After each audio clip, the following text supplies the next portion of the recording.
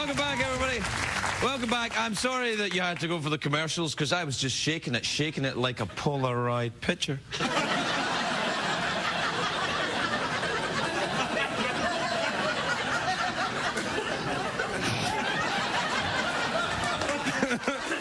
What did you do at work today, Dad? I shook it. I shook it like a Polaroid picture. Thanks, Dad. Now I'll never need a scholarship.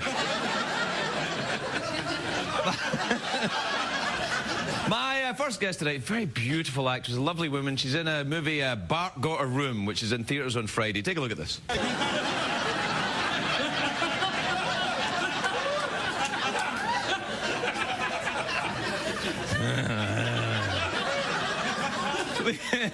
Please welcome the adorable and sexy Jennifer Tilly, everybody. Jennifer.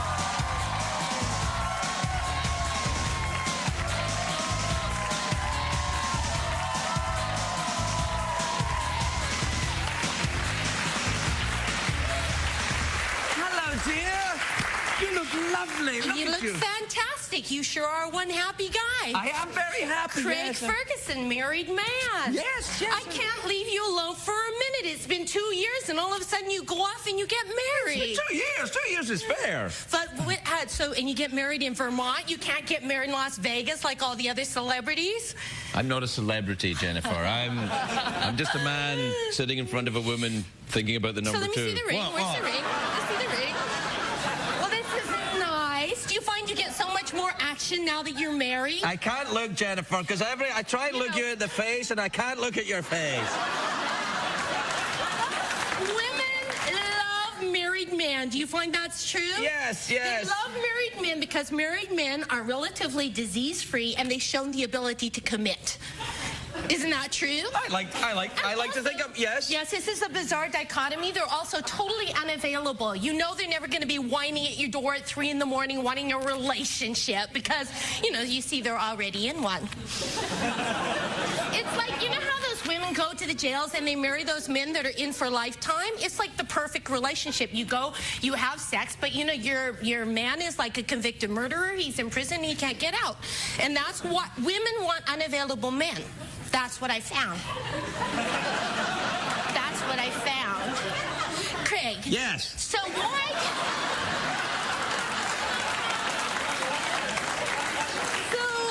Look, I'm just being honest. I'm just being honest. I just want to know, why did you get married? Did you say, my girlfriend, she's my best friend, and I should... Yeah. And how's it working out for you? That's great. He's happy. He looks happy, right? He looks healthy. He has a very fit guy. Are you still dating Phil? Are you still dating the Unabomber poker? Yes, I am dating Phil. It's going on 5 years now. Maybe it's time you guys, jump the broomstick, Jump the broomstick? Yes, I don't think so. You know how I see marriage, Craig? Yes, Jennifer. It's like you're in a beautiful room. It's fantastic. There's music, there's flowers, there's food, there's everything you want. You're as happy as can be. All of a sudden, somebody slams the door shut and they lock it. All you can think of at that moment on is, how do I get out of this situation, right? That's what marriage is like. I never thought of it like that. Yeah, that's what marriage is like to me, and that's why I'm never going to get married. So. Really? Mm-hmm. I don't know. I think you'd enjoy it. There's, you don't have people turning up at your door whining at 3 o'clock in the morning. Well, yes, actually, I always do. Really? Yeah. I'm sorry, I won't do it again. Now, look, are you still playing the poker? Are you still doing all the poker all the time? Yes, I am. I play poker. I'm sort of giving it up because I feel like when I play poker, I don't contribute anything to the world. But when I make my movies that go straight to DVD, yes. Some lonely person that can't afford a blockbuster movie, they look in the 99-cent bin and they say, oh my God, a movie with Jennifer Tilly. I kind of like her. Maybe there's naked bits. And they go home, they plug it in. There are naked bits and they're as happy as can be. Get out of my head! Get out of my head! Craig, I slept with a friend of mine that was a platonic friend once, and it just didn't work out. So, sometimes you think, like, I'm going to marry my best friend, and it's going to be the most fabulous thing. But sometimes you sleep with your best friend, and then it's just creepy. Was it a girl? Say it was a girl! I've never slept with a girl, actually, but, you know, those are vistas that I have to conquer. Right now, I have to say I'm in the room with the door slammed shut and I can't get out. But as soon as I get out, I think I'm going to sleep with a girl. Can I see that? Sure, why not? I think I'm going to make a video and I'm going to leak it onto the internet. I think that might be good for my career. It would be awesome, yeah. You make the video with the really good lighting where you're sleeping with a girl and then, oops, oh no, it ended up on the internet. How did that happen? Oh, here's my royalty check. That's, you know, when your career is in a decline or a free fall, that's usually like that's usually a good thing to do. Well, Craig, you have not reached the decline free fall where you have to leave au contraire, look at videos that, of look yourself. Look at this place. I'd be lucky to be on a nude tape on the internet. Look at me. Okay, now do you have power issues? Because your chair is so much taller than mine. My chair is down here. It's about line of sight. It's about line of sight. But can you believe this? Look how tall his chair is. Don't you have that little lever that makes it go down? Hold on. There. No, I think this is as low as it goes. Oh, hello. See? Yeah,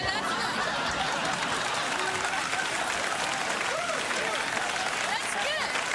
Hey, you know what? Now I have a good line of sight. I was getting a little nervous. I was like looking up and he seemed omnipresent. It reminded me when I'm at my psychiatrist's office and I'm lying down on the sofa. They make you lie down because then you feel very pitiful and small and alone. And then they sit up in a really tall chair. And then they try to figure out and they pass judgments on you. They say things like, well, that's because your father left when you were really young. And I really don't. I'm doing this thing with my hands. I'm doing this thing with my hands. This is called steepling. You do it, and Mr. Burns does it. Yes, that's right. It's a really obnoxious thing. I learned this from Joe Navarro, the poker expert that reads people. And when you steeple, it means that you're really in control. And so but sometimes people do false steeples. Like sometimes. That was a false steeple. That was a pretend steeple. Because people do the steeple because they want to give the impression that they're in control of their own show, but they're not actually in control. Well, I think everybody knows that. I don't think anything's getting given away there. I can steeple all night. People would know you were driving. By the way, I can steeple all night. Too much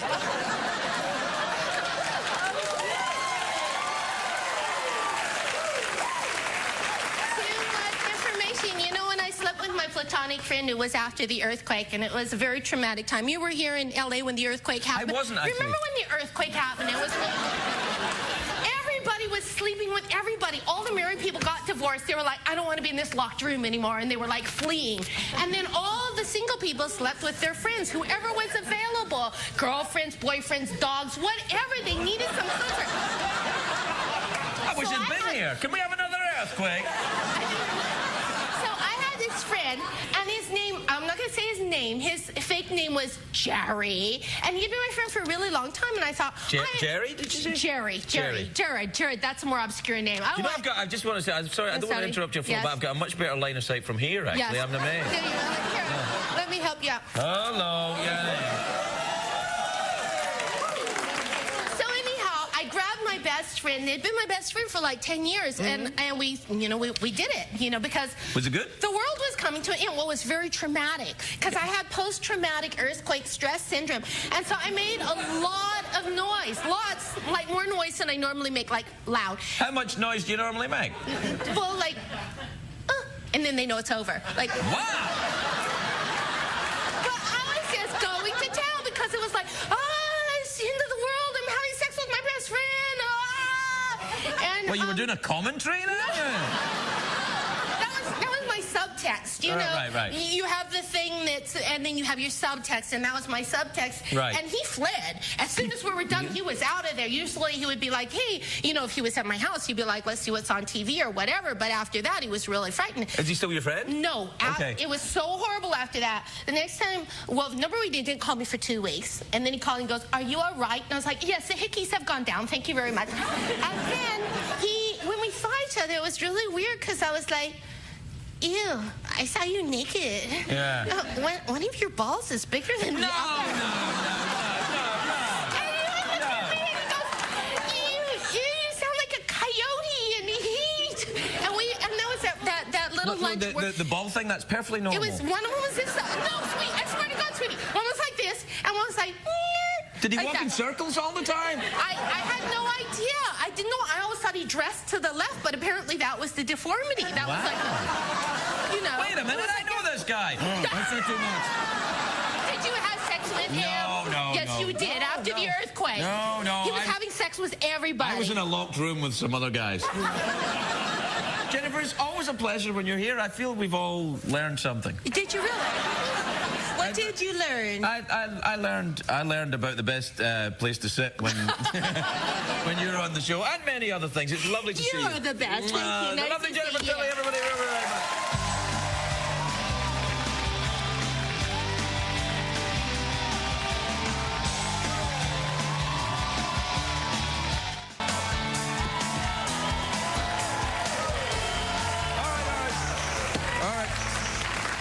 Welcome, breasts, to the show, everybody.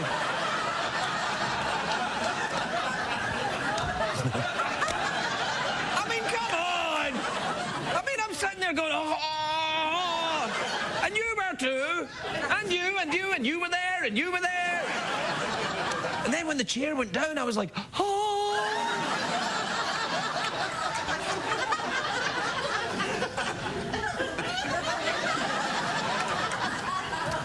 What did we learn on the show tonight, Greg?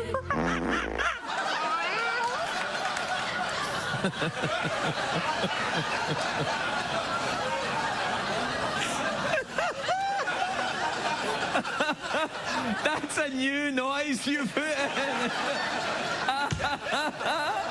I love it when they do that. I'm sorry. Look, I know it's a fart joke. I don't give a rat's ass. My show, if I want to have a fart joke, I'll have a damn fart joke. All right, what did we learn? What did we learn on the show? Wow. I learned the best place to sit when Jennifer Tilly is on. I mean, my God. It's like, you know, all the, just, I mean, I don't mean no disrespect, I really don't, but I kept, through my mind, I just kept thinking, motorboat. And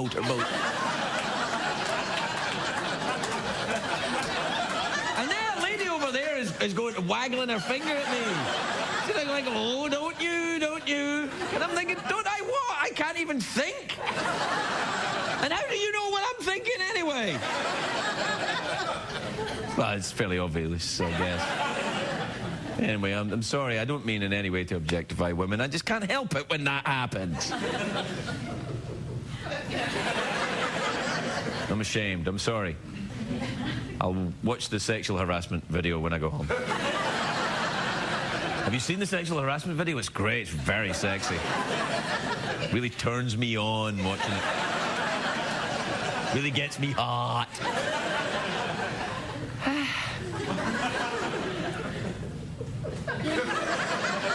We're done, you know, it's it. You are now faced with your choice that you have every night at this time. Do I stay up and watch the infomercial for the ShamWow? Or do I go to bed? Your call, it's America. Whatever you do, you're free to do it. Good night, everybody. See you tomorrow.